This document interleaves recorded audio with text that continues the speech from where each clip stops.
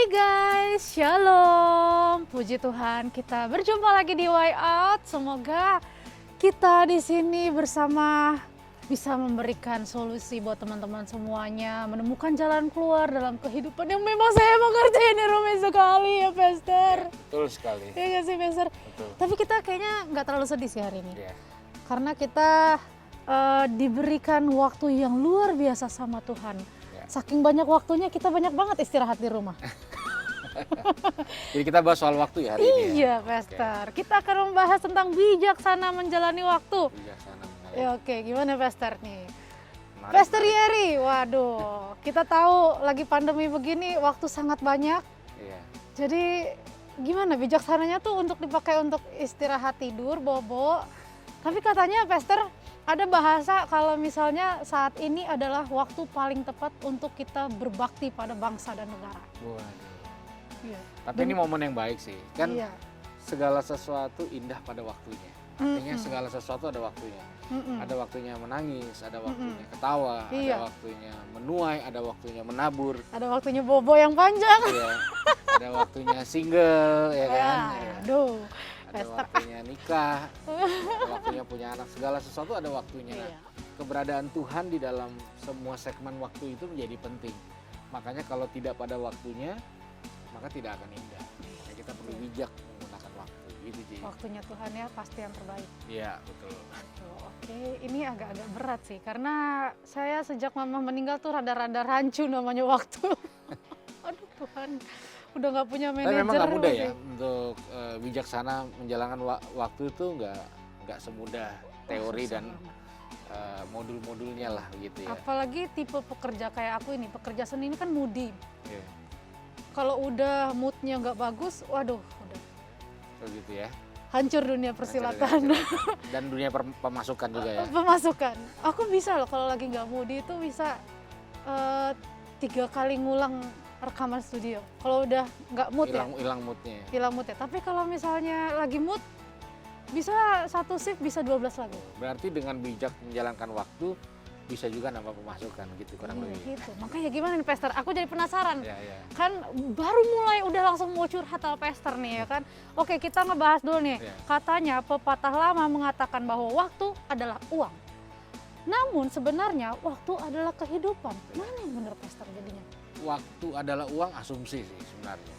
Tapi motivation semua Iya, karena selalu ngomong kita- motivator. iya, Selalu kita kan ngomong dibanjiri dengan Waktu adalah quote-quote uang. seperti Iya. itu. Waktu adalah uang. Contohnya begini, kalau kita kehilangan uang 50.000 pagi-pagi, kita kerja keras, kita muter otak, kita bisa dapat 50.000 malamnya, bisa lebih. bisa lebih kan. Tapi kalau kita melakukan hal konyol di pagi hari, maka kita nggak akan bisa tebus itu di malam harinya. Wah, pas tuh guys. Jadi pas. waktu bukan uang, Suka. uang adalah uang, waktu adalah waktu. Betul. Kayak gitu. Setuju Pastor. Kalau menurut aku ya Pastor ya, kalau dibilang waktu adalah uang, ya itu tadi Pastor bilang kita nggak bisa beli waktu kan gitu, Iya. tapi bisa uang kapan aja kita waktu kapan aja bisa kita cari gitu kan. Iya betul. Dan yang paling penting apalagi buat aku tipe-tipe orang yang moody kayak gini Pastor, Iya. waktu untuk menenangkan diri itu lebih penting daripada duit. Iya. Menurut aku ya Pastor. Iya. Kadang-kadang kita banyak duit bisa nggak damai. Iya. Tapi kalau kita punya banyak waktu, kita bisa ngatur kapan waktu rileks, kapan waktu bersama keluarga, kapan waktu kerja, ya kan Pastor? Iya. Setuju ya Pastor ya? Setuju. Dan tapi kalau misalnya tentang waktu tuh ada nggak sih di Alkitab ngebahas tentang waktu? Iya, kalau di Alkitab tuh ya ada namanya Kairos, adalah waktunya Tuhan. Jadi Tuhan itu punya agenda.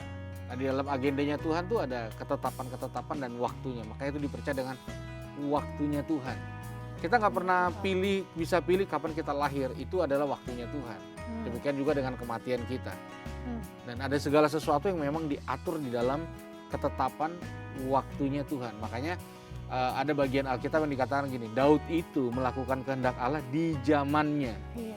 Jadi zaman berganti, waktu silih berganti. Demikian juga dengan agenda Tuhan. Nah, kita nih yang ada di sini nih, di hari ini nih, pas nonton channel ini nih, ada juga agenda Tuhan atas kehidupan setiap kita. Makanya perlu bijak Bijak. untuk menggunakan waktu. Makanya buat teman-teman yang mungkin agak kesulitan ngatur waktu, Aha. jangan digantilah channelnya. Kita punya banyak segmen dan episode yang menarik untuk membahas soal waktu. Waktu. Ya nggak, Ji? Betul. Dan paling menarik lagi nih buat kita anak muda nih guys ya. Seringkali kita kayak, wah ini masa-masa produktif kita nih. Kita umur 20 sampai 40 tahun tuh kita harus produktif, harus begini, harus begitu gitu kan. Sampai kadang-kadang banyak yang lupa sama orang tua, lupa sama pasangan, lupa sama kehidupan sosial, sama gereja bahkan. Itu gimana tuh Pastor? Sementara kan kita harus bijak nih. Waktu itu kan bukan apa-apa harus cari duit. Gitu ya Pastor. Menurut Pastor, pandangan buat anak-anak muda tuh gimana menggunakan waktu tuh sebenarnya paling proporsional tuh gimana sih? Itu biar balance, biar sesuai dengan kehendak Tuhan gitu. Jadi kalau kita nggak menghadirkan kehendak Tuhan di dalam penggunaan waktu, maka kita akan sulit, terjadi sebuah degradasi. Makanya banyak orang membiarkan waktunya habis berdasarkan moodnya, kayak yang tadi hari ini semangat ya udah semangat, besok enggak ya enggak. Semangat tiba-tiba kepepet orang ya ini bete, galau atau baper dan sebagainya. Makanya kenapa dikatakan firman itu pelita dan terang bagi jalanan langkah, karena dia menuntun termasuk perasaan kita, termasuk gini knowledge kita, sehingga kita punya kebijaksanaan. Kan Alkitab bilang gini, orang yang mendengar dan melakukan adalah orang yang bijak. Jadi waktu kita bersentuhan sama firman, kita jadi bijak, termasuk dalam salah satunya adalah bijak dalam ngatur waktu. Kapan harus pacaran. Jadi, kalau nggak bijak ya nggak indah gitu. Saya bijak kok, emang kalau lagi nggak ada pacarnya saya nggak pacaran. Mungkin yang dianya kurang bijak ya. Terus.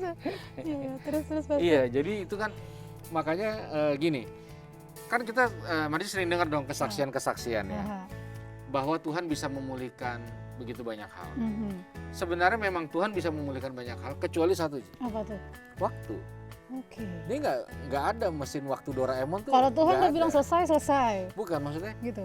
kalau kita melakukan sebuah kesalahan, waktu itu nggak mungkin bisa diulang.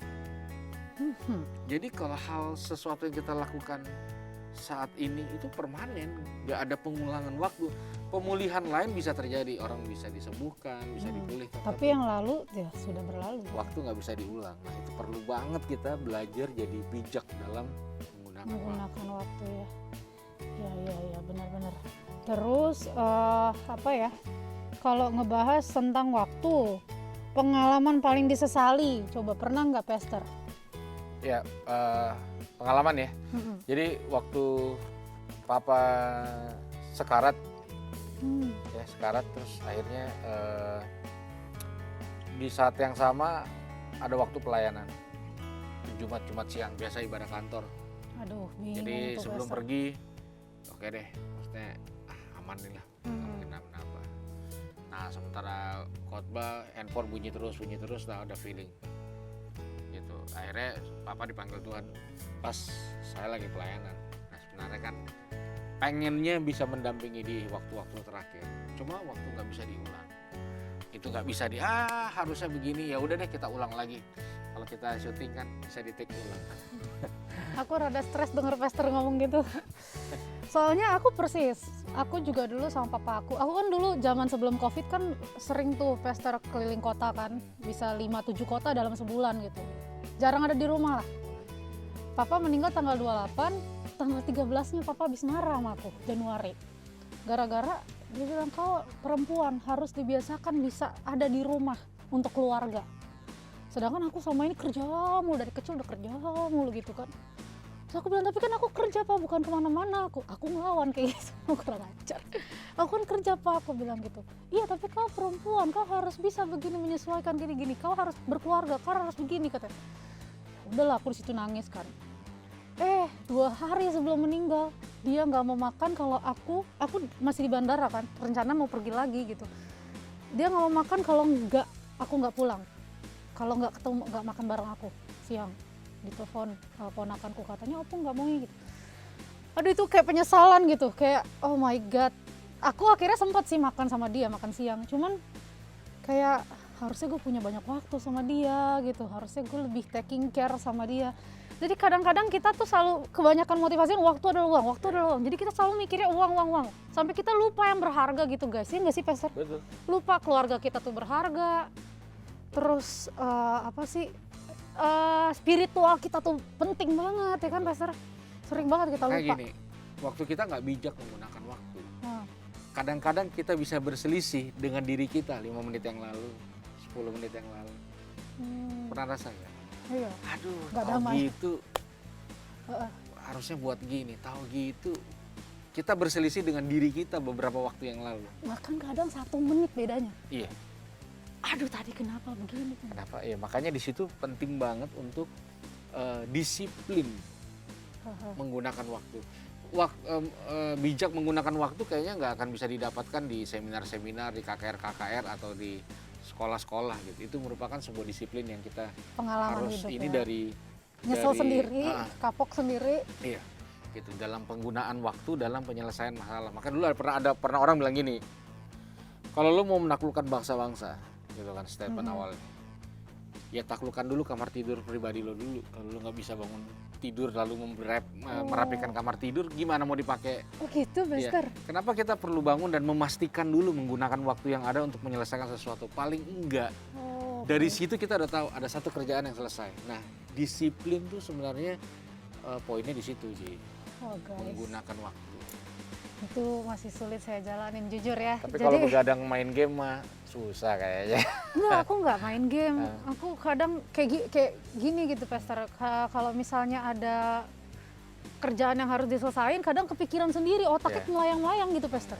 Itu yang kadang-kadang menguras waktu sih. Iya, Gimana ya, Pastor, kalau udah punya kebiasaan? Jadi kadang-kadang ini kan nggak ada rumusnya ya, Pastor ya. nggak ada. Nggak ada keahlian tertentu ya kan. Jadi gini, mungkin bisa cari orang yang dipercaya untuk memfilter ketika kita udah mulai ngeblunder nih. Akhirnya bias fokusnya ini, tapi akhirnya bias lalu memakan waktu, lalu akhirnya jadi tidak bijak. Nah, harusnya kalau ada orang yang kita percaya atau siapapun, kakak atau adik, adalah memberitahu kita kodenya gitu. Balik lagi, jangan kejauhan. Kenapa? Ya makan waktu lah. Itu aja.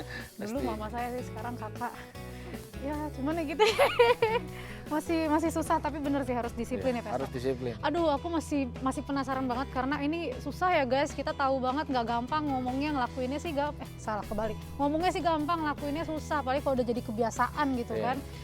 Dan gimana sih kita supaya lepas dari kebiasaan-kebiasaan buruk itu? Saksikan terus Why Out.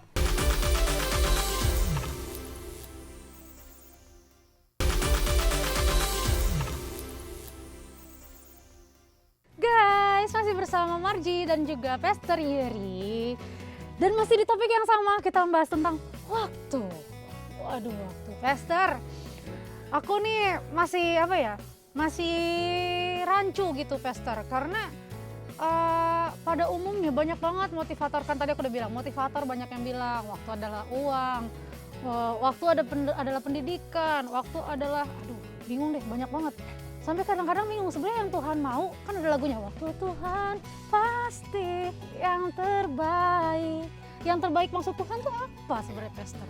Jadi kan gini, dalam satu waktu ya, anggaplah hari ini, jam ini, detik ini, kita kan nggak bisa ada di banyak tempat, nggak bisa melakukan banyak hal. Artinya setiap detik bertambah, ya udah cuma satu hal yang bisa kita lakukan itu. Nah, firman itu menuntun ke arah situ.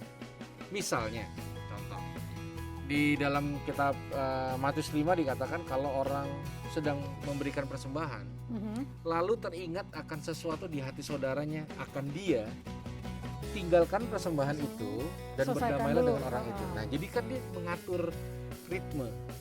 Kalau ditampar pipi kanan, jangan ngapa-ngapain dulu. Kenapa? Kasih dulu pipi kirinya. Karena firman menuntun langkah orang benar gitu. Nah, dalam penggunaan waktunya nanti di situ sih. Aku teringat sama Maria dan siapa? Yang duduk di belakang itu, Marta. Iya. Ya kan, jadi ya kan yang satu sibuk melakukan pekerjaan, yang satu begitu ada Tuhan, dia di bawah kaki Tuhan, dia dengerin tuh firman Tuhan. Nah, Tuhan justru memuji yang diam itu, yang cuma dengerin firman itu Tuhan. Kan waktu yang sama, detik yang sama. Nah, itu pentingnya kita melibatkan Tuhan di awal hari misalnya. Kita Aha. berdoa di awal hari supaya setiap langkah kita sepanjang hari itu dalam penyertaan dan tuntunan Tuhan. Mhm. Supaya apapun yang kita kerjakan ya selain dibuat berhasil mempermuliakan Tuhan. Jadi Tuhan itu Oke. hanya bisa bekerja di dalam ruang dan waktu. Jadi gini, Ji, Ruang dan waktu. tempat dan waktu itu menjadi penting. Aha. Hari ini kita berdua Aha. ada di tempat yang tepat dan Aha. waktu yang tepat, Aha. bersama dengan orang-orang yang tepat, bersama semua yang di sini. Lalu Aha. kita melakukan hal yang tepat. Nah, itu contoh baik waktu Tuhan hari ini. Dan teman-teman yang nonton juga, ini adalah waktu yang tepat, entah kapan kan nontonnya. Aha. Bisa pas tayang pertama, kedua, ketiga, atau tahun depan. Tapi kalau pas nyantol nih tayangan ini, inilah waktu yang tepat, di waktu yang tepat, bersama dengan orang Bisa yang tepat pas gitu ya. untuk melakukan hal yang tepat. Hal yang tepat. Jadi berarti untuk melakukan hal yang tepat, berarti tujuan yang tepat. Iya. Nah, gimana tahu tujuan yang tepat? Ya baca firman. Jadi kita tahu tujuan Tuhan ciptain kita apa, sehingga waktu kita pun juga bisa diatur ke situ ya, Pastor. Iya. Oke, memakai waktu untuk hal-hal yang kita senangi dan bermanfaat. Iya. Banyak orang, memang sih di Alkitab ditulis hati yang gembira adalah obat, ya kan? Itu penting memang, Iya. ya kan? Tapi kebanyakan orang saking pengen gembiranya, Iya. jadi cuma mikirin kesenangannya sendiri Iya. aja terus. Gimana tuh, Iya. Pastor? Makanya kan setiap orang dikasih 24 jam satu hari. Mhm. Itu cengli. Cengli lah. Cengli ya. Masa gak bisa diatur tuh Semua sebanyak ada. itu? Nah, penggunaannya Tidur 8 jam, ya kan? iya. Nah, tinggal si penggunaan si yang diberikannya itu. Eh, Dia mau beli sesuatu atau dia invest sesuatu. Oke. Dia mau luangkan untuk hobi atau dia mau belajar Oke. gitu. Kalau pingin semuanya ya diatur semuanya Iya, gitu ya. semuanya. Nah, tapi pada dasarnya dalam keterbatasan waktu kita nggak bisa melakukan semuanya. Mhm. Akhirnya kebijaksanaan itu kan artinya kemampuan untuk memilih. Jadi gini, ada yang Mhm. menarik nih, Ji. Ini satu kali kan saya nonton Discovery Mhm. yang bercerita tentang singa ternyata takut sama satu benda, yaitu kursi. Oh. Selain cambuk. Nah, Karena kaki 4 juga. iya, karena kaki 4 betul. Jadi gini, kalau singa disodorin kursi kan punya 4 titik kan. Iya. Ketika singa itu terdistract dalam 1, 2, 3, 4, lama-lama dia jadi lemah karena kebanyakan fokus. Oh. Nah, ketika jadi lemah dia mundur, kekuatannya itu langsung down, drop. Hmm. Sama dengan kita. Kadang-kadang, apalagi kayak kamu multi talent, semua bisa. Hmm. Mau yang versi mana, rohani bisa, sekuler bisa, mau ini bisa, semua tinggal dikulik. Mau acara masak bisa. Nah, tapi kita perlu bijak di antara banyak option di dalam waktu yang sama.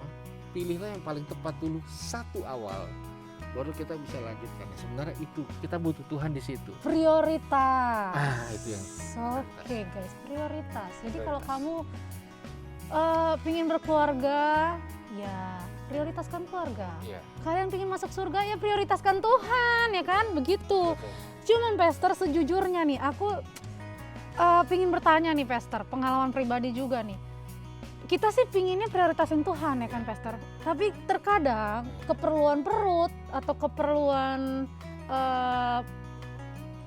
lingkungan Iya.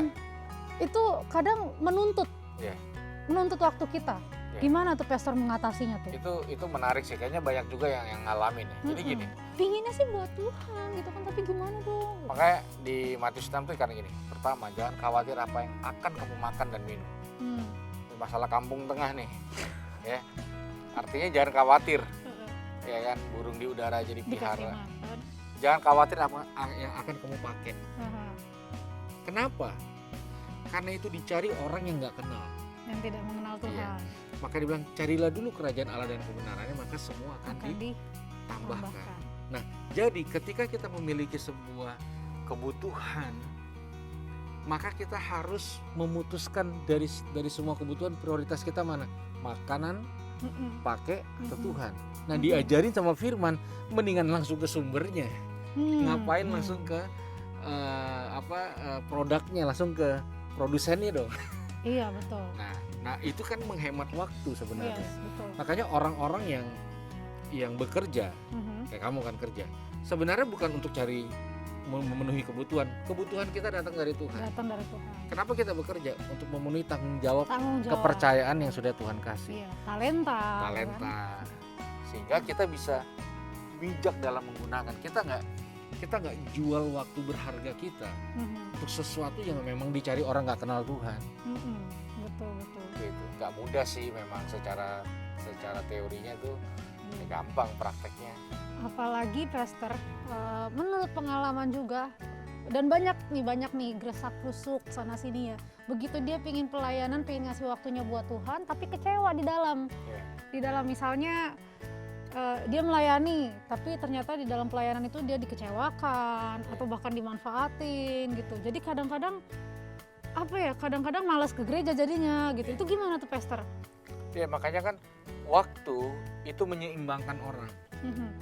Makanya nggak ada orang kerja terus. Itu bisa lever atau drop pasti. Ada waktunya kerja, ada waktu istirahat. Sama. Kadang-kadang yang membuat yang tidak menjadi balance adalah ketika kita tidak mengerti kenapa harus membagi waktu. Contoh, saya sering bilang sama teman-teman full timer, bro, lu kan kerja di gereja, kerja senormalnya. Kenapa? Ya kalau lu mati keluarga sedih selamanya. Gereja cari full timer baru habis itu. Iya. Sama, jadi semua harus dalam koridor-koridor yang balance. Nah orang kalau nggak bijak dalam menggunakan waktu, dia akan pelayanan terus. Dia akan cari uang terus. Dia akan marah-marah terus. Iya, benar. Dia akan pansos terus. Iya. Setuju Pastor, benar. Jadi kalau kita bijak membagi waktunya ya, ada waktunya kita harus kerja, ada waktunya kita harus melayani Tuhan, ada waktu kita berkeluarga. Akhirnya balance ya. Balance dong. Emosi kita pun balance gitu. Iya. Jadi tidak terikat di satu. Karena di Alkitab sendiri kan dibilang Kolose 3 ayat 23, apapun yang kamu perbuatlah dengan segenap hatimu seperti untuk Tuhan. Iya. Berarti even itu di dalam pekerjaan atau di dalam keluarga pun, di situ kita sebenarnya bisa memuliakan Tuhan kan, Pastor? Betul sekali. Gitu. Jadi waktu itu benar-benar efisien semuanya. Iya. Jadi waktu karena genrenya waktu kita melakukan apapun di dalam koridor waktunya Tuhan, maka nggak bisa lagi dibatasin ini sakral, ini sekuler. Karena semua buat Tuhan. Karena semua waktunya kita berikan pada Tuhan. Wih, gila. Baik kita kerja, baik kita pelayanan. Nah kadang-kadang organisasi memilah itu membuat kepala pusing jadinya. Betul. Karena dianggaplah yang sakral lebih dari yang sekuler. Iya, bahkan yang sekuler kadang-kadang dijulitin. Sehingga orang merasa, ini kan orang merasa ya bahwa ya yang ngomong di depan lebih didengar doanya, lebih holy. Sedangkan kan kita genrenya atau paradigmanya adalah waktu. Jadi siapapun yang mempergunakan seluruh waktunya seperti untuk Tuhan, ayat yang tadi kau bilang, artinya apapun yang dia kerjakan itu rohani, itu pelayanan, itu spiritual itu juga. Sekalipun nggak main musik, nggak multimedia, nggak khotbah, nggak aktivitas organisasi gereja. Istilahnya kalau di pekerjaan sehari-hari sekuler, kalau kita mengerjakannya dengan baik, hasilnya kita bagi buat bersosial, itu lebih memuliakan Tuhan lagi gitu ya Pastor ya. Wow. Oke, terus ke memilih teman nih Pastor, bener nih, penting banget memilih teman supaya punya satu visi misi. Gimana nih kalau udah terlanjur gengnya begitu? Sementara gini sih, kan sebelum kita bahas waktu kita bahas bijak. Jadi yang dikejar jangan waktunya dulu, tapi kitanya dulu bijak. Kalau ngomong prinsip, menurut saya gini, kita akan narik orang-orang seperti kita pada dasarnya. Makanya mungkin, ini kan masih asumsi ya, kalau kita mau cari siapa kita sebenarnya, coba cek 7 orang yang paling akrab banget dengan kita. Ya nggak jauh beda lah kita dengan itu. Ya kan, genre musiknya, terus hobinya, kapasitas rohani. Karena kita cenderung main dengan orang yang nggak jauh beda dengan inner circle-nya tuh nyatu gitu ya, satu chemistry. Makanya yang harus dibangun di dalam meluangkan waktu dengan teman, percuma gini, kalau kita milih teman nih misalnya, gue mau cari teman yang bijak kan disuruhnya gitu. Nah lu nya bijak gak? Nanti gak ada yang mau main sama lu bro. Ntar lu ngerusak orang yang bijak. Iya kan banyak kan gitu, misalnya cowok nih, gue mau cari pacar tapi gue mau cari 5 calon dulu. Mana yang paling terbaik, itu yang nanti gue pilih. Ganteng banget. Iya kan? Belum tentu yang 5 mau sama lu kalau lu kayak gitu. Makanya kan pemahamannya di kita dong. Yang jadi bijak kita dulu. Firman mendorongnya kita jadi bijak. Yang kita bahas tema hari ini adalah ya jadi bijak dulu. Karena kita akan menarik orang-orang yang seperti kita. Gitu ya. Ya begitu kita punya nilai, kita punya karakter, kita punya integritas, maka orang-orang yang seperti itu akan dekat dengan kita tanpa kita ngeluarin effort. Lu sama nggak kayak gue nya? Oh enggak. Karena kan nyambung sendiri ya Pastor ya. Gitu. Dan kadang kalau nggak cocok kita pun minggir sendiri juga ya kan? Iya, dan orang juga mungkin minggir sendiri. Minggir juga. Iya kan? Begitu kita nggak suka bokep. Orang yang suka bokep lama-lama nggak akan males bener nggak diajakin kagak mau mulu, diajak ngomong nggak nyambung. Iya betul. Iya kan? Diajak diskusi nggak bisa. Aku cari teman yang lain dah. Berarti sebenarnya bukan harus kita pilih-pilih orang. Sebenarnya kita jadi diri dulu yang terbaik dulu ya Pastor ya. Makanya butuh waktu untuk memfokuskan diri kita ini bijak. Aduh ini penting banget nih buat aku nih. Jadi sediain waktu banyak untuk diri kita jadi bijak. Fokus sama diri sendiri dulu ya. Karena orang susah bijak kenapa? Karena dia tidak bisa meluangkan waktu. Dipikir sambil jalan, hari ini gue nggak usah upgrade, aktivitas hari-hari nanti ke upgrade sendiri. Nah itu nggak mungkin. Sama kayak kalau di pesawat itu kan kita harus pakai masker buat diri kita sendiri dulu baru orang lain kan. Yeah. Berarti kita harus perbaikin diri kita dulu, selamatin diri kita dulu nih ya kan. Baru kalau kita udah siap, udah oke, kita pun bisa bisa bersosial gitu. Bisa bersosial. Bagaimana kita menjalani waktu lenteranya tuh kita, cahayanya tuh kita gitu. Bukan orang lain. Tapi Pastor gimana caranya kan kalau kita harus perbaikin diri kita sendiri dulu, gimana caranya buat kita tegas sama diri kita nih? Ya. Sebenarnya gini, pemuritan, iya kan, discipleship itu kan dari kata disiplin sebenarnya. Jadi kalau kita mengizinkan firman memuridkan kita, udah pasti unsur disiplinnya kuat. Makanya orang yang nggak disiplin susah dimuridin, karena pemuritan itu bicara soal disiplin, hari-hari, waktu, jam, disiplin, konsisten, komitmen, konsisten, komitmen, konsisten, komitmen. Benar-benar izinkan aja firman nuntun kita di dalam pemuritan. Pasti disiplinnya kita akan terbangun juga. Menarik nih, masih banyak banget nih teman-teman pertanyaan yang bikin penasaran dan menarik banget buat kita bahas karena seringkali kan kita buntu ya kalau udah melekat mendarah daging gitu ya. Pokoknya teman-teman semuanya masih bersama kita Way Out, kita akan bahas pertanyaan kalian yang udah kalian kirim di segmen berikutnya.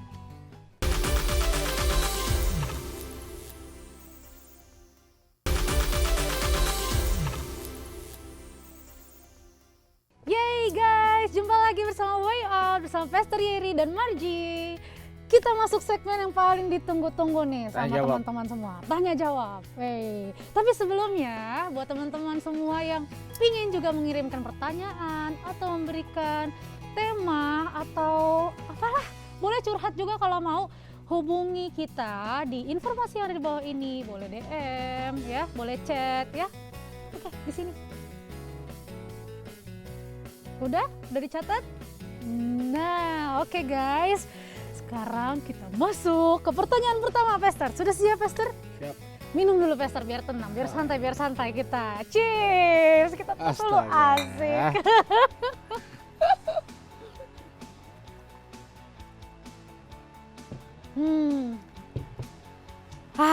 Biar relax, Pastor ya kan? Biar nafas juga. Biar nafas ya kan? Karena waktu itu bukan cuma uang, Pastor. Waktu itu juga nafas. Aduh, oke. Pertanyaan pertama, Pastor. Yep. Halo, Pastor. Saya anak muda. Oke. Yang senang berorganisasi. Sekarang saya udah kerja, tapi kebiasaan aktif berkegiatan masih ada. Saya aktif di persekutuan doa kantor, punya komunitas band, di gereja aktif di pemuda dan tim musik. Lagi jalanin bisnis kuliner juga. Wow, sering banget ngerasa 24 jam itu kurang. Wow. Dan sering juga ngerasa nggak maksimal dalam menjalani semua kegiatan. Menurut Pastor, apa yang perlu di stop nggak? Ada yang perlu di stop nggak? Oh iya, ada yang perlu. mata saya nih memang. Atau gimana caranya supaya nggak gampang jenuh? Ya. Ya pasti kebakar sih kalau kegiatannya begitu. Gimana tuh Pastor? Hiperaktif kayak. Iya, jadi ya itu yang saya bilang di awal, analogi kelemahan singa. Kayaknya nggak ada, ya mungkin orang bisa multi ya, tapi kalau bicara soal hasil yang maksimal, Jadi kurang. kayaknya nggak akan bisa, kecuali dia secara waktu step by step gitu. Ininya dulu dimaksimalin, baru ini dia udah lakukan mateng, lagi, ini lagi, dan ini lagi gitu. Ketika semuanya dijalanin bebarengan, kuliah, kerja, bisnis, ya kan, kuliner, terus kebakar itu. iya. Jadi, nah kalau ditanya ada yang perlu di stop nggak? Ya ada. Kalau udah sampai nanya gini berarti ada. Berarti ada. Kalau semua fine Anda nggak akan nanya pasti. Iya betul. Sebenarnya dia udah tahu jawabannya ya Iya, Pastor ya. gitu. Jadi intinya step by step guys, fokus dulu satu persatu. Kalau udah mateng, nah Makanya kekuatan bijak dalam waktu itu sebenarnya kekuatan fokus dan jujur. Milenial sekarang kan bisa semua, ya kan, ngerjain bisa semua. Video dulu orang perlu profesional untuk ngedit video, sekarang dengan aplikasi semua juga bisa. Tapi bicara soal maksimal, kayaknya perlu skala prioritas. oh, skala prioritas dan step by step tadi ya Pastor ya. Setuju banget nih. Oke, kita langsung masuk ke pertanyaan kedua karena tadi Pastor udah kasih jawabannya 2 lo langsung lo, prioritas dan step by step. Calm down ya kan. Nomor 2, Dear Way Out, saya sering diajak ini itu sama teman saya. Apa tuh ini itu? Ikut MLM, MLM. Pergi pelayanan di hari kerja, padahal saya nggak selalu bisa karena saya orang kantoran. Gimana ya kasih pengertian ke dia soal waktu saya? Oh, kadang memang ada yang begitu sih. Kalau orang agresif Ditekan. sih nggak akan ngerti sih. Apalagi kalau dia memprospek sesuatu. Oh Ya iya, Anda dia ada Anda kan prospek. ditargetkan dan didoakan supaya closing. Apa kabar? Ketemuan yuk. Iya. Ya kan, gimana kabar? Friend with Baik. benefit. Udah kenal produk ini belum? Ya gitu kan. Lu bagus pakai asuransi loh. Iya kan? Iya. Atau Toto kemana? Janjian di hotel, tumben di hotel. Toto conference-nya gitu. Oh iya. Wah, itu prank namanya. Itu keren. Itu serius sih kayak gitu Pastor, sering Iya. banget. Jadi ya jangan berharap orang itu akan mengerti sih. Kalau saran saya Terus sih, gimana kita menghadapi orang seperti ya itu? ketika sudah agresifnya di atas rata-rata, berarti kita nolaknya juga harus di atas rata-rata. Iya dong. Penuh dengan effort yang lebih kuat. Iya dong. Iya kan. Gak bisa nih. Ya dong. Masa besok gak bisa? Besok lagi gak bisa. Ya kita Perlu di atas tegas ya rata-rata. Pastor. Kalau enggak ya pasti kita akan kekurangan waktu. Kita nggak punya betul. waktu untuk memenuhi kecuali kita tertarik atau kita butuh. Mm-mm. Ya itu kan kalau di kelas-kelas prospek kan Iya betul. 1x24 jam hubungin, kunjungin. Perlu tegas ya Pastor. Sampai orang iya deh gue beli deh. Karena kalau nggak tegas kamu bakal dicecer terus gitu. Jadi perlu banget sih tegas ya Pastor ya. Iya betul. Gitu. Tegas sama diri sendiri, tegas juga sama orang lain Iya. guys gitu. Oke, lanjut pertanyaan nomor 3. Pastor mau curhat nih. Wih. Saya nyesel pas zaman kuliah, saya banyak menyia-nyiakan waktu. Harusnya lulus S1 4 tahun, saya lulus sampai 6 tahun. 3 tahun berlalu, sekarang saya punya usaha sendiri. Minggu lalu ada saudara nawarin mau biayain kuliah S2. Saya malah nggak terlalu excited. Takut lama lagi gua selesain kuliahnya. Saya harus gimana ya Kak? Iya, ini pertanyaan klasik sih. Karena biasanya orang kalau udah kenal uang. Udah tahu enak ngapain ya? harus kuliah? Kita udah pernah bahas ya Pastor. Iya. Gitu. Tapi kalau itu passion dan itu tidak ada masalah ya lanjutkan aja usahanya. Sekali lagi apa prioritas kamu? Iya. Ya kan? Iya. Mau Ijazah mengupgrade, kah? Ijazah Iya. Atau nyari pemasukan. iya. Prioritas sih, Iya. semua pilihan hidup ya kan. Jadi it's okay kalau kita memilah-milah sesuai dengan passion kita. Jadi it's okay. Ya, Tapi gini, ini kan mirip nih beberapa pertanyaan. Beberapa orang bingung karena dia berharap orang lain yang mengambil keputusan buat dia. Oke. Mana yang saya harus tinggalin nih? Yang saya harus berhentiin siapa? Saya harus kuliah apa enggak? Jadi ya Masukan sana sini banyak. Iya, jangan biasakan untuk hal-hal yang sifatnya personal selalu memberikan kesempatan buat orang lain yang mengambil keputusan. Karena dari tadi pertanyaan semua kayak disetir sama semua sama orang ya. Nomor 4 nih Pastor. Shalom kakak way out. Kakak way out nama kita sekarang. Saya ini nggak kuliah. Saya udah dari 2 tahun lalu lulus SMK. Berusaha nyari-nyari kerja. Ada pandemi corona. Sekarang saya nganggur di rumah. Sampai orang tua di rumah kesel ngeliat saya. Saya harus gimana ya Kak? Ya mungkin ini buat orang tuanya dulu lah. Kembali lagi kayaknya semua tuh memang banyak sih orang terlalu tak kasih masa pandemik ini kita masih bisa bernafas ya, puji Tuhan. Bersyukur. Jangan ngomong kerjaan dulu lah. Karena nggak semua bisa dapat kerjaan. Kalaupun bekerjaan ya ada risiko. Kita kan gini juga risiko. Risiko dong. Iya kan. Asalnya kita bertempur dengan kemungkinan-kemungkinan yang tidak menyenangkan lah pasti gitu. Jadi ya kalau orang tuanya nonton, Pak, Bu, jangan dimarahin anaknya. Ya, ini masa pandemi, kecuali bukan masa pandemi terus nonton film Korea seharian, nggak mandi seharian, nah monggo dimarahin. Gitu. Dan sebenarnya aku lihat di sini dia berusaha nyari-nyari kerja. Berarti bukan tidak usaha ya, Pastor? Tidak usaha, karena memang kerjaan susah sekarang. Iya, betul banget. Jadi menurut aku kita jangan selalu melihat hasil ya Pastor, tapi lihat upaya. Benar Pastor bilang tolong justru disupport anaknya ya supaya dia semangat cari kerja dan didoakan tuh penting ya Pastor. Kalau bingung ya di forward aja pas segmen ini ke papa mama. Iya, yang ngomong Pastor Yari. Saya nambahin bumbu-bumbu sedikit ya kan. Saya cuci tangan banget ya. Pastor nomor 5 nih Pastor. Pastor mau jawab apa? Baca. Boleh. Silakan. Hai Kak, saya beranikan diri untuk buka usaha di masa sulit ini. Usaha saya itu minuman segar. Saya punya 5 karyawan. Minta masukannya soal menyampaikan etos kerja yang benar pada mereka, terutama soal disiplin waktu. Keren loh. Udah punya 5 karyawan di masa pandemi. Berani banget. Dan lebih kerennya, kamu yang punya karyawan, kita yang motivasi. Kita yang motivasi. Keren loh, keren. Keren banget emang. Gimana, etos kerja itu kelihatan dari disiplin. Kalau bahasa Alkitabnya juga sama. Gitu, bahwa kita leader, ya kita mencontohi.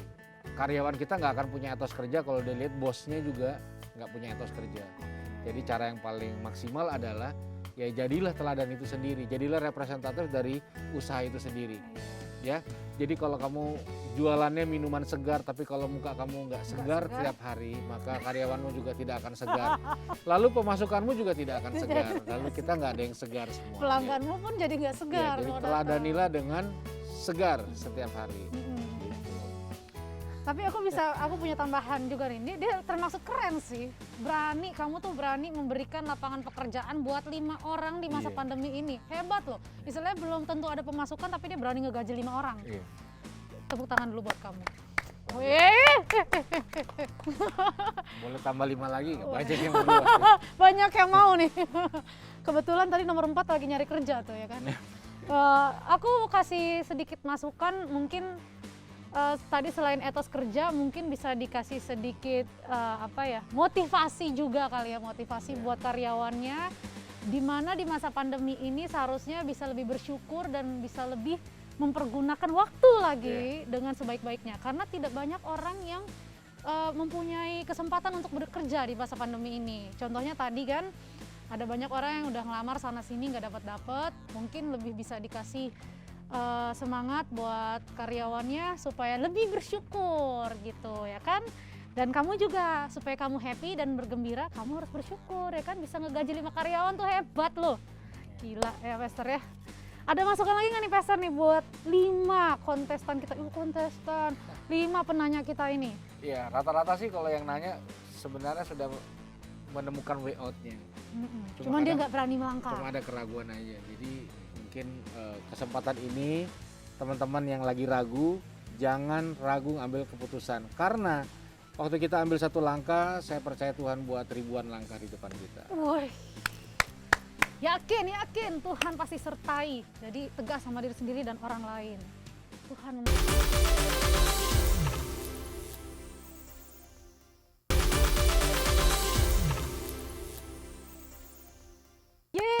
kita masuk ke pertanyaan berikutnya, guys. Masih bersama saya, Marji, dan juga Pastor Yeri yang akan menjawab dengan waktu yang bijaksana. Oke, Pastor, kita lanjut ya. Lanjut. Shalom. Wah, ini ada ibu-ibu juga. Ternyata kita di semua umur ya, guys. Saya jadi seneng deh dan happy kalau kita berguna, Pastor. Shalom, saya ibu anak 1. Anak saya 3 tahun. Saya merasa banyak melewatkan waktu berharga sama dia. Karena saya juga kerja kantoran, suami saya juga kerja. Di rumah ada pengasuh dan adik-adik yang tinggal dengan kami. Saya masih dilema untuk resign. Apa yang bisa saya lakukan dalam mendidik dia supaya saya bisa maksimal memakai waktu yang ada? Ya. Gimana tuh, Pastor? Ya, ini kan sebuah dilematis ya. Sekarang suami kerja, istri kerja. Itu dilematis ya. Kebutuhan banyak pernikahan sekarang dua-duanya harus kerja. Iya. Nah, kalau misalnya akhirnya dia punya anak, apalagi usianya usia produktif. Nah, kalau pertanyaannya apa yang dia bisa lakukan supaya mendidik, supaya maksimal menggunakan waktu, sebenarnya nggak banyak yang bisa dilakukan.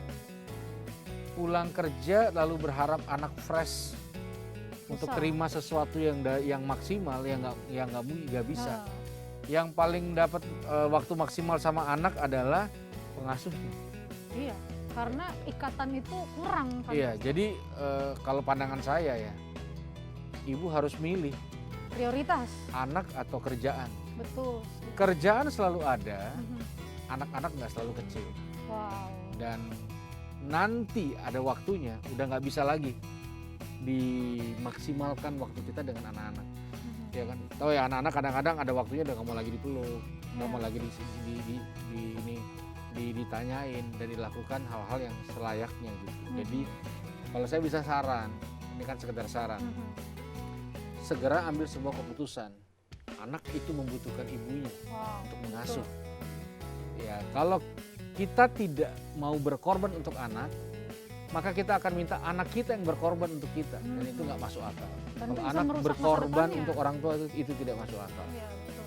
Jadi dalam segmen bijak dalam menggunakan waktu, menurut saya kita harus memutuskan dan pastilah anak lebih penting. Betul. Dari kerjaan. Sekalipun kita punya pemasukan berkurang, ya kan, gaya makan kita berkurang, gadget kita berkurang, dompet kita berkurang, rumah kita lebih berantakan, tapi hati kita lebih senang. Iya. Dan anak kita juga lebih senang. Dan yang Pastor pernah bilang kan waktu itu karakter anak, masa depan anak itu tergantung dari orang tuanya ya, Pastor? Iya.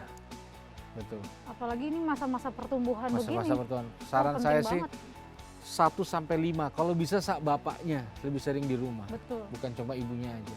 Betul. Malah kalau perlu sampai dia memasuki masa puber tuh masih dikontrol orang tua ya, Pastor. Betul. Ya. Betul. Karena kan pendidikan moral penting, kesehatan penting gitu. Jadi prioritas sih ya, Pastor. Yeah. Prioritas. Anak butuh sentuhan, anak butuh rangkulan, anak butuh gini loh, bahasa kasih anak adalah waktu. Anak akan dirasa disayang kalau kita luangin waktu, demikian juga dengan sebaliknya. Dan gak usah khawatir soal rezeki. Namanya kalau kita memberikan cinta kasih sama keluarga, sama anak, terutama yang Tuhan percaya sama kita, pasti berkat itu Tuhan akan kasih. Ya kan, cuman memang bukan berkat yang buat hedon-hedonan, bukan ya Pastor, tapi berkat yang cukup untuk keluarga. Nggak usah khawatir, tenang. Tuhan itu pengertian banget kok. Oke, pertanyaan selanjutnya. Halo WA, saya lagi sedih. Saya lagi sedih, saya gagal ujian masuk kampus negeri. Oke, orang tua saya bilang coba lagi tahun depan. Kakak punya saran nggak? Apa saja yang bisa saya lakukan untuk mengisi waktu 1 tahun ke depan ini selain belajar? Mungkin mulai bisnis sendiri, usaha sendiri, apapun itu. Jadi gini, luangkan waktu untuk observe, temukan passion, bereksperimen, lalu di luar itu. Iya, di luar itu. Lalu mencobalah berbagai macam hal. Ini kan bedanya anak dulu sama anak sekarang, betul gak sih? Dulu kan anak-anak dulu dibilang gini sama orang tua, jangan mikirin duit lo, nanti tunggu lulus kuliah, baru mikirin nyari duit, baru mikirin nikah. Nah, sekarang anak dari SMA aja udah kerja. Semangat entrepreneurnya udah keluar dia, cuci helm, cuci sepatu, makin kreatif, jual keripik, Dari sosmed aja bisa cari duit ya atau kan? jadi reseller. Iya betul. Ya kan? Sebenarnya itu banyak yang bisa dilakukan sih untuk mengupgrade. Setuju sih. Iya. 1 tahun ini kita jangan mentok hanya dengan satu pandangan gitu. Iya. Kita harus berani bereksperimen keluar dari kotak kita, ya kan? Kalau di luar sana banyak loh yang, Iya. dan kalaupun ending-endingnya dia bakal jadi PNS, dia bakal udah tahu nih. Hmm. Kemarin gue 1 tahun udah nyobain ini ternyata Iya. passion gue di sini. Iya. Akhirnya jadi lebih puas ya, Pastor. Iya. Daripada dia 1 tahun cuman fokus di PNS Iya. doang, akhirnya nanti kalau nggak dapet kecewa, Iya, sedih. betul. Dan belum ada tanggungan, Ji. Aha, Maksudnya betul. kalau kamu Masih nggak ada orang bisa- tua, ya. Nggak bisa punya pemasukan bulan ini ya nggak kenapa-napa juga. Nggak bakal dicabut listriknya, Iya. nggak bakal nggak makan. Nah Iya, itu kan setuju. maksudnya kita punya ruang banyak untuk mengupgrade diri. Iya, iya. Seru bener, apalagi waktu-waktu ini adalah waktu-waktu kamu untuk bereksperimen sih. Itu karena nanti beberapa tahun ke depan kamu kan udah mulai harus memikirkan kembali membahagiakan orang tua ya kan. Sekarang kamu mumpung masih ditanggung, Iya. bereksperimen aja dulu. Iya. Wah, Pastor, kita masuk ke pertanyaan berikutnya nih, Pastor. Siap. Tapi pertanyaan ini rada-rada berat nih, teologi banget nih, Pastor nih. Iya. Ini kayaknya Pastor harus kulik abis nih untuk Iya. kasih kita pencerahan orang-orang yang masih awam ya guys. Ya kan? Tuhan identik sama durasi yang lama. Identik katanya. Bangsa Israel 40 tahun di padang gurun. Daud juga lama waktunya sampai dia jadi beraja. Tapi menariknya, Yesus cuma 3 tahunan berkarya di bumi. Iya. Sebenarnya seperti apa sih kita harus memaknai waktu? Iya. Mana Masa tuh, Israel Pastor? 40 tahun. 40 tahun muter-muter. Daud, padang gurun. kalau saya nggak salah 13 tahun. Aha. Yusuf pun 13 tahun. Iya. Lalu kenapa Yesus cuma 3 3 tahun? tahun? Apakah Yesus setengah semester aja, yang lain Aha. enggak gitu kan? Jalan, jadi- apakah jalan pintas? Iya, apakah punya orang dalam gitu. Gimana tuh, Pastor? Nah, jadi gini, sebenarnya gini, inti dari bijak dalam waktu adalah membangun satu kekuatan, Ji, yang anak-anak Tuhan, mau dia milenial atau enggak, harus punya. Apa itu? Nih, saya pelan-pelan ya. Pelan-pelan. Yaitu kemampuan untuk menunggu. Oke. Jadi, kalau orang nggak punya kemampuan untuk menunggu, which is nggak ada yang suka menunggu, maka dia akan sulit menggenapi apa yang Tuhan rencanakan dalam hidup kita. Oke, saya kasih contoh. Aha. Alkitab terdiri dari 2 bagian, Perjanjian Lama, Perjanjian baru. Perjanjian Baru. Artinya, Alkitab itu terdiri dari janji. Janji kan? Tuhan. Ya, janji Tuhan. Nah, misalnya Ji, nanti way out selanjutnya, saya janji akan bawa makanan favorit muda. Catat please. Lapo. Iya. Nah, setelah saya janji, Ji, Aha. kamu ngapain? Ya, Nunggu. kita pegang janjinya, kita Nunggu kan? tunggu. Nah, Aha. sama. Yang Tuhan kasih ke kita kan janjinya. Oke. Berarti kenapa? Supaya kita membangun kemampuan untuk menunggu. Manusia diciptakan pada hari ke-6, harus nunggu 6 Harus hari. nunggu 6 hari. Kita tuh diproses di dalam Mazmur bilang, dari kita masih bakal anak, Mm-mm. ditenun. Mhm. Nah, proses apa yang dilakukan Tuhan ketika semua manusia ada dalam kandungan? Nunggu. Nunggu 9 bulan. Tidak ada satu orang pun mampu berdoa kepada istrinya yang hamil 3 bulan. Dalam nama Yesus nggak ada mustahil buat Tuhan. Bulan keempat lahir normal, nggak mungkin. Nggak mungkin. Ada hal-hal yang nggak bisa ditengking bahasa peperangan rohani, Aha. yaitu nunggu. Dan di dalam nunggu itu ada proses. Udah ya, di dalam nunggu paling nggak 2 yang diproses. Pertama tuh iman. Iman dibentuk di ruang tunggu. Makanya Oh. orang banyak gagal di ruang tunggu. Iya, iya. Berat itu. Aslinya orang kelihatan kalau lagi nunggu. Oke. Aslinya bangsa Sabar. Israel kelihatan di 40 tahun itu. Ngeluh. Mereka bengis, mereka kurang ajar, Iya. mereka mencobai Tuhan, mereka berzina, mereka berhala, Oke. mereka melakukan hal yang jahat Pada di waktu saat nunggu. nunggu. Gitu. Nah, jadi kita nggak bisa menghindar yang namanya ruang tunggu. Dan mungkin ada beberapa teman-teman hari ini, kamu ada di ruang tunggu. Ruang yang nggak enak, mati gaya. Nih ya, Ji.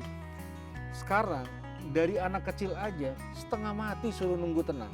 Iya. Makanya harus main game, Iya. dengar musik. Iya. Coba diem, tenang 10 Nggak menit, tahan. terkaki mulai goyang. Mm-mm. Nah, kita butuh Tuhan untuk nunggu itu.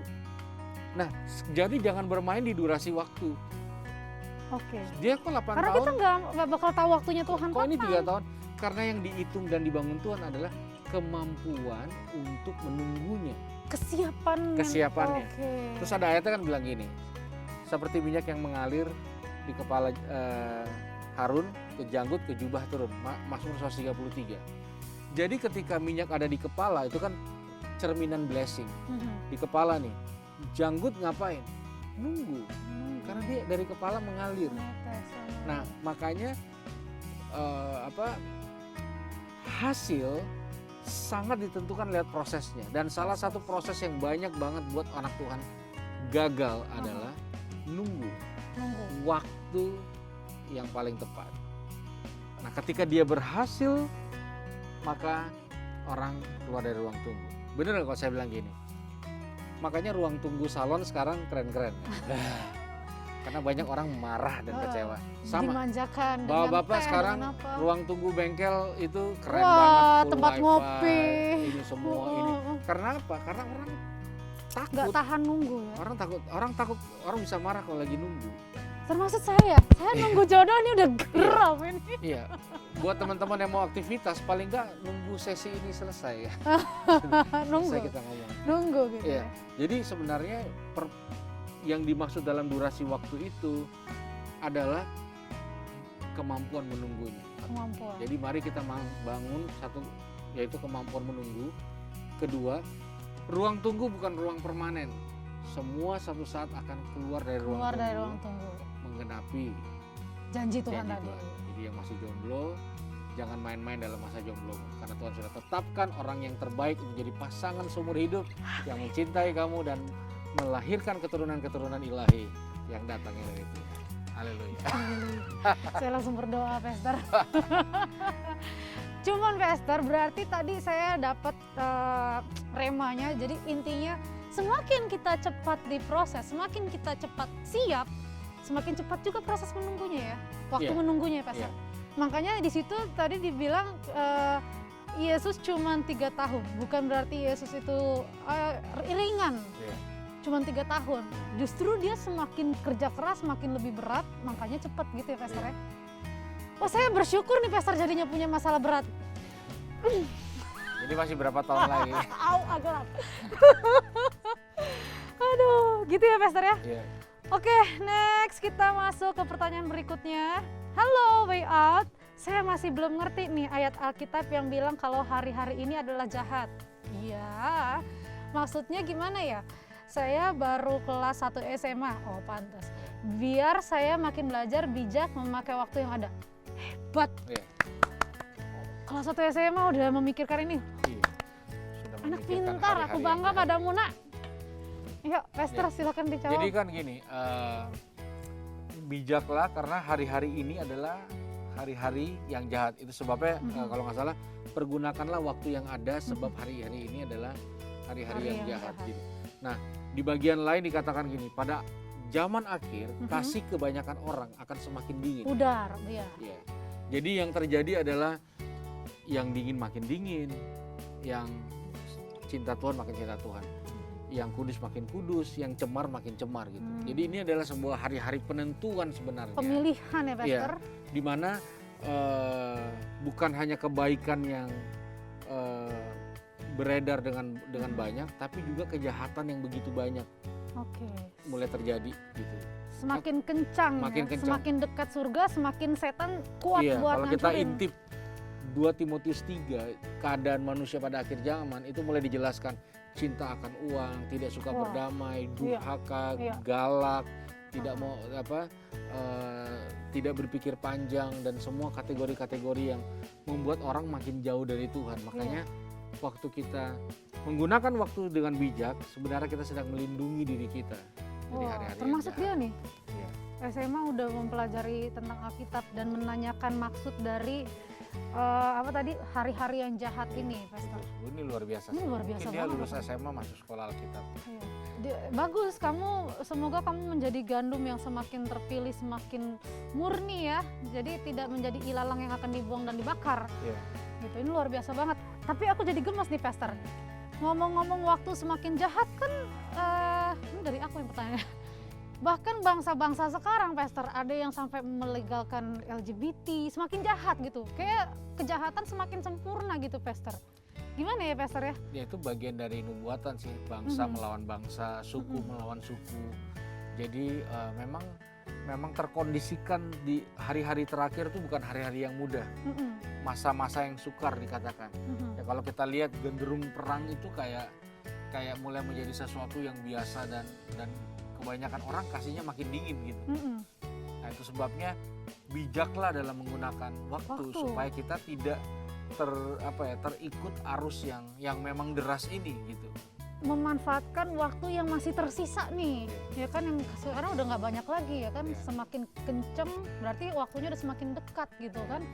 Cuman banyak nih, Pastor, anak-anak muda sekarang tuh nggak sadar itu gitu. Bahkan anak yang baik aja, aku punya temen ya, dia baik, dia kudus, cuman dia nggak ngerti nih arti gini-gini nih. Dia nggak ngerti tujuan Tuhan tuh nyiptain kita apa gitu. Tuh gimana tuh, Pastor? Ya karena banyak orang tidak meluangkan waktunya kepada hal yang esensi dalam hidupnya. Kenapa? Karena memang dia tidak menaruh rasa respect pada hal esensi. Kita hanya meluangkan waktu kepada hal-hal yang kita anggap esensi, apapun itu. Kalau game menjadi begitu esensi, maka kita akan meluangkan begitu banyak waktu untuk game karena kita berpikir itu esensi. Nah sekarang kita jangan bermain di meluangkan waktunya. Apa sih yang menjadi esensi? Serespek apa kita dengan firman? Semenghargai apa kita dengan firman? Gitu. Dan itu perlu di-push karena nggak ada dari kita nih genrenya suka sama firman gitu. Makanya nggak tahu teman-teman pernah ngalamin nggak ya dalam satu ibadah pas pujian penyembahan kita bisa semangat, bahkan kita bisa menangis terharu di hadirat Tuhan. Tapi pas firman tiba-tiba ngantuk berat. Iya. Ini orang ngomong apa di depan tuh kayak kita begadang gitu. Nanti pas firmannya selesai, seger lagi, heboh lagi. Karena daging itu dasarnya nggak suka firman, tidak suka prioritas firman. Makanya kita perlu pecut daging kita supaya kita paksa untuk suka. Nah begitu kita suka, maka kita akan meluangkan waktu. Ngomong-ngomong Ji, waktu nggak bisa dicari, waktu harus disediakan. Jangan pernah berpikirnya nanti saya akan cari waktu buat Tuhan. Nggak akan bisa. Udah capek, udah semua kita selalu terakhir di hari-hari terakhir kita sediakan untuk Tuhan. Tuhan kau mengerti isi hatiku, amin. Dek tidur. Aku dulu begitu pas lagi sibuk-sibuk ya, Pastor. Ya, karena dia nggak bisa dicari, dia harus dikondisikan. Dikondisikan. Nih waktu untuk Tuhan. Setuju banget, Pastor. Jadi kembali lagi waktu yang bijak ya. Jadi kalau misalnya kita udah siap, segala sesuatunya pasti akan dipergunakan dengan baik. Jangan sampai kayak saya dulu, 16 tahun udah penghasilan 3 digit, lagunya minta ampun jadi gitu kan. Jadi kayak ya akhirnya ya sekarang begini, aduh kejedot kan, ini hukuman nih ya, hukuman enggak. Pokoknya intinya gitu deh guys. Jadi intinya semua ada waktunya. Kita harus tetap bijaksana menggunakan waktu dan sabar di dalam proses menunggu waktu itu ya, Pastor ya. Oke teman-teman semuanya, buat kalian yang masih penasaran dan pingin banget kasih pertanyaan dan juga tema buat kita Way Out yang ada di sini, kalian bisa hubungin kita di nomor di bawah ini. Kalian hubungin kita di bawah ini ya, oke, dicatat, dikasih tahu ke teman-temannya, siapa tahu banyak pertanyaan. Oke, kita akan mencoba terus menjawab ya Pastor di episode-episode berikutnya. Masih bersama saya, Margie Siagian dan juga Yeri Baginda. Bye-bye, sampai jumpa di Way Out berikutnya.